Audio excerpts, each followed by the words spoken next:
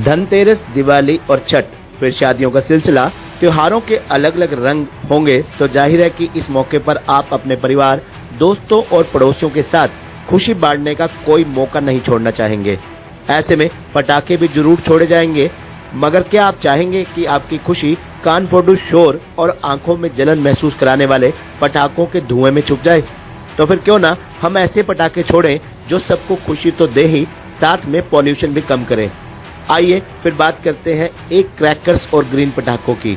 एक crackers remote के जरिए छोड़े जाने वाले क्रैकर्स हैं, यानी रिमोट का दबाया बटन और पटाखे जल उठेंगे। भारत में पहली बार ए लड़ी, ए अनार, ए स्पार्कल पटाखे तैयार किए गए हैं। जिस तरह सामान्य पटाखे या ग्रीन पटाखे हैं, वैसे ही ये पटाखे भी साउंड करते हैं, रंग बिरंगी रोशनी बिखेरते। ए पटाखे में धुआं नहीं होता है, ना ही PM2.5 ही निकलता है। इन पटाखों को council of scientific and industrial research और national environmental engineering research institute ने मिलकर तैयार किया है। खास बात यह है कि इस प्रोजेक्ट पर 80% महिलाओं ने काम किया है। ई पटाखों की डिजाइन, मॉडल, स्ट्रक्चर और केमिकल कंपोनेंट सब कुछ महिला वैज्ञानिकों ने ही तैयार किया है। ये crackers high voltage electronic discharge के सिद्धांत पर ही काम करता है। इसी के जरिए लाइट या साउंड इफेक्ट होता है। अभी एक क्रैकर्स का प्रोटोटाइप तैयार किया गया है।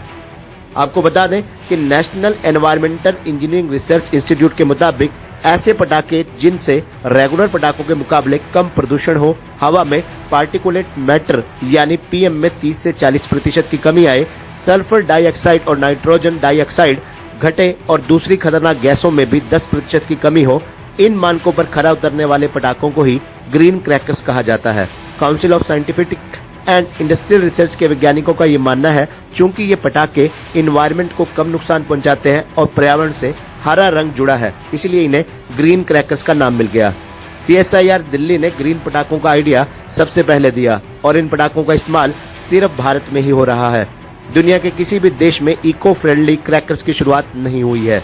कुछ चीनी पटाखे ग्रीन क्रैकर्स के रूप में बेचे जाते हैं, लेकिन Indian institute of chemical technology Hyderabad ने इन चाइनीज क्रैकर्स को ग्रीन क्रैकर्स मानने से इनकार कर दिया है। वैज्ञानिकों का कहना है कि चाइनीज पटाखों में barium nitrate, aluminium, lithium, lead का इस्तेमाल किया जाता है। ऐसे में इन्हें ग्रीन क्रैकर्स नहीं कहा जा सकता। अपने देश में दशहरा, दिवाली और अन्य त्योहारों और शादी ब्याह पर पटाखे छोड़ने की परंपरा रही है, लेकिन इन पटाखों की वजह से होने वाले प्रदूषण को हमने हमेशा नजरअंदाज किया है। इसे देखते हुए CSIR ने ग्रीन पटाखों का फार्मूला तैयार किया। CSIR नीरी की ओर से चुनी हुई कंपनियों को ग्रीन क्रैकर्स बनाने की अनुमति दी गई है। हम आप सब ये सोचकर ग्रीन पटाखे छोड़ते हैं कि इसमें पॉल्यूशन नहीं होगा, पर क्या ऐसा सही होता है? एक्सपर्ट्स का मानना है कि जिस तरह सामान्य पटाखे चलाने से शोर और हवा दूषित होती है, उसी तरह ग्रीन पटाखों में भी नॉइज और एयर पॉल्यूशन दोनों होते हैं। ग्रीन पटाखों में भी खतरनाक केमिकल्स होते हैं और वो भी उतने ही नुकसानदेह होते हैं। अंतर सिर्फ इतना है, ग्रीन पटाखे रेगुलर पटाखों के मुकाबले कम प्रदूषण करते हैं। इसे देखते हुए दिल्ली में इस बार ग्रीन पटाखों सहित सभी तरह के पटाखों के प्रोडक्शन, बिक्री और उनके इस्तेमाल पर 1 जनवरी 2023 तक प्रतिबंध रहेगा। दिल्ली में रहने वाले लोग ऑनलाइन पटाखों की खरीद बिक्री भी नहीं कर सकेंगे। हालांकि बैन के बावजूद दिल्ली में ऑनलाइन ऑफलाइन पटाखों की बिक्री की जा रही है। इंटरनेट पर फायर क्रैकर्स नियर भी सर्च करने पर पटाखे मिलने के कई ऑप्शन दिख रहे हैं।